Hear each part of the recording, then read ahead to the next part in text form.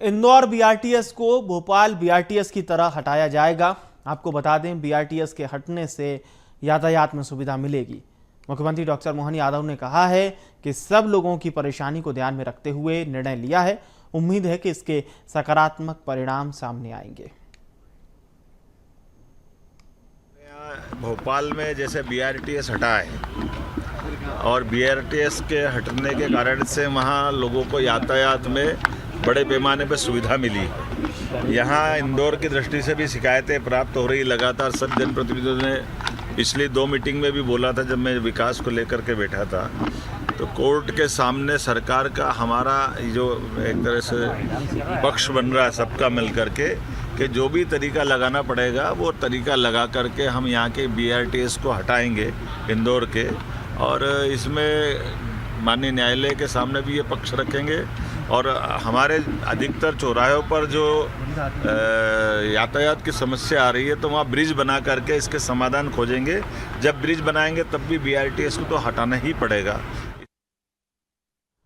तो ये जानकारी मुख्यमंत्री डॉक्टर मोहन यादव ने दी है। इंदौर से बीआरटीएस हटाया जाएगा। हालांकि इस बीआरटीएस को बनाने में कई वर्षों का समय जरूर लगा था। इंदौर से भारत फोन लाइन पर जुड़ रहे हैं। भारत, बीआरटीएस को बनाया गया था अहमदाबाद की तर्ज पर, लेकिन अब बीआरटीएस को हटा दिया जाएगा। एक ओवरऑल लोगों के क्या अभी तक रिएक्शन सामने आए हैं बीआरटीएस को हटाने को लेकर?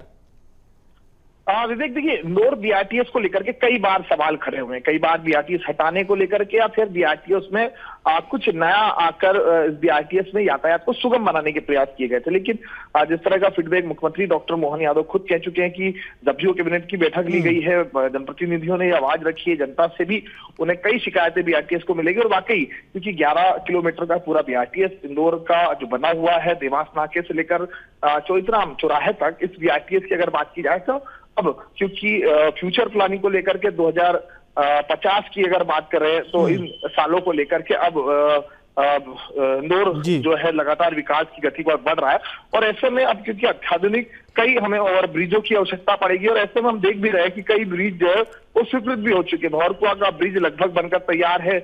उसके अलावा देवास नाका और सत्यसाई चौराहे वाला ब्रिज जो है उसका भी काम शुरू हो चुका है। तो अब ब्रिज अगर बन जाते तो बीआरटीएस की आवश्यकता भी वैसे भी नहीं पड़ेगी। लेकिन अब क्योंकि मुख्यमंत्री डॉक्टर मोहन यादव ने जनता की जो शिकायतें थी उसको लेकर के गंभीर विषय पर चर्चा की और सभी जनप्रतिनिधियों से इस पर राय ली गई, और उसके बाद में ये साफ किया कि अब बीआरटीएस को जो है जनता के लिए और सुखम और यातायात बनाने के लिए जो है बीआरटीएस को हटाया जाएगा।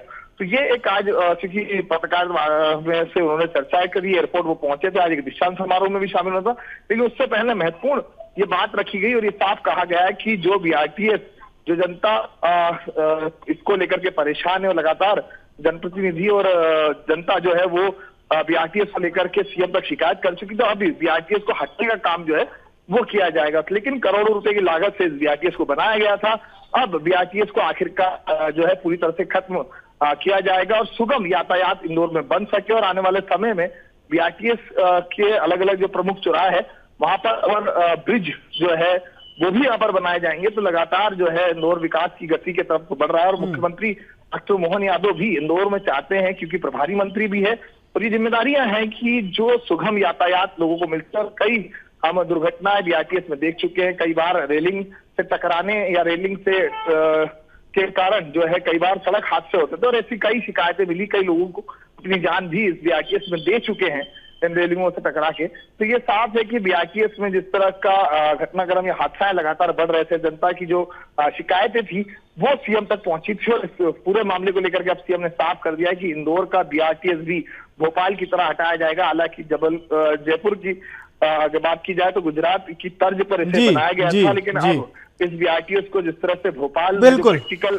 उदाहरण भी दिया मुख्यमंत्री ने भोपाल का, कि जिस तरह हमने भोपाल का बीआरटीएस हटाया था तो किस तरह यातायात को सुगम बनाया था, इसी तर्ज पर अब इंदौर के बीआरटीएस को भी हटाया जाएगा। चलिए, बहुत बहुत धन्यवाद आपका विस्तार से जानकारी दर्शकों तक पहुंचाने के लिए।